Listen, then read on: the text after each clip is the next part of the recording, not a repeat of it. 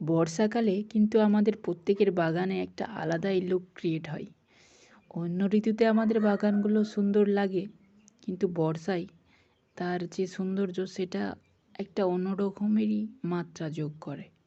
আপনি যেদিকেই তাকাবেন গাছের সতেজতা, গাছের পাতায় জমে থাকা জলবিন্দু, গাছের ডগা থেকে গড়িয়ে পড়া জলের স্রোত, একটা অন্যরকমই দৃশ্য আপনি এই বর্ষাতেই সেটা দেখতে পাবেন। এই বর্ষা তো গাছের জন্য সত্যি খুবই উপকারী, তবে কিছু কিছু ক্ষেত্রে আমাদেরও কিছুটা সাবধানতা অবলম্বন করলে আমরা আরও বেশি উপকৃত হব এই বর্ষার থেকে।